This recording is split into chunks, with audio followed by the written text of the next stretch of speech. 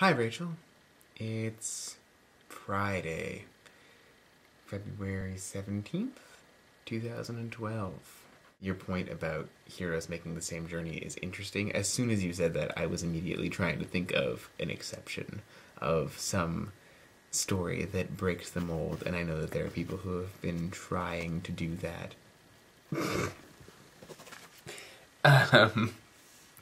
But I decided in the end that was an irrelevant and unnecessary stirring of the pot.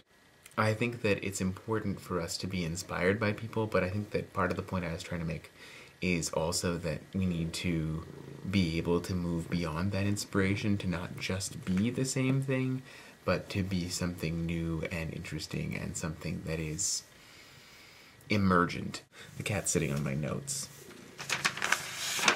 On your rules, I think that 5 minutes is good. I think in some cases it might actually be a bit long, but you know, we'll do what we can. I already have some videos up and sometimes make videos of events that I go to, so I think that those should not necessarily count inside of the 5-minute rule, because sometimes it's hard to sum up, say, the events of an entire weekend in 5 minutes. I think that once a week for each of us is good. It's not just one, it's 2 videos a week. I think that we should think about how those are spaced out. I don't know how distinctly you want to schedule that. And I think it's also important that if we're going to set up that rule, that we define what a week is. I think of a week as ending on a Sunday and beginning on a Monday, but you can provide feedback on that if you want. Challenges. Yes, sure. I certainly have ideas at the moment, but I also feel like I launched this project on you as a challenge, so that I think it's kind of your turn to come up with something, because I can definitely think of something that I'd like to throw at you right now, but I feel sort of like I've already given you this challenge, and so it's time for you to come up with an idea. Found things. I think it's funny that you said you wanted found things to include real things, because that was what I had in mind all along. See, I have this jar, which will be mirrored, but if you can read in reverse, it says Gordon's Found Things. And it was a gift to me from our dear friend Sheila, and in it I have collected a number of things that I have found. I haven't opened this in a number of years. So, first of all, a fairly long ribbon. I do not remember the story behind this ribbon, but it fills up the jar nicely. There's also a bell.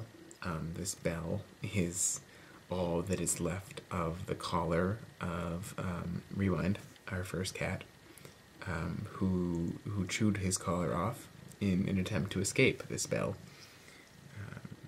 And I found it and retrieved it. What I have here is a very yellowed bus transfer from Atwater Metro Station in Montreal. Now much antiquated and out-of-date bus transfer. For some reason I decided to keep several of these. This is a little red boat. It is designed to be filled up with a baking soda and boat itself around in water. It is a toy from some collection of small things that our father had in the garage when we lived in Brownsburg. And I remember playing with it in the bathtub when I was very small. This is a die, which I colored black with a Sharpie. This is a rose made out of plasticine, which Shanna made for me. This is a nail. It was given as a part of a Good Friday service at Cowansville Emmanuel United Church in Council in 2003 or 4. Marble. Essential in any collection of found things. Kitty, stop eating the ribbon. Tiny blue sword for having tiny blue sword fights. Tiny clothespin. 4 tiny clothes.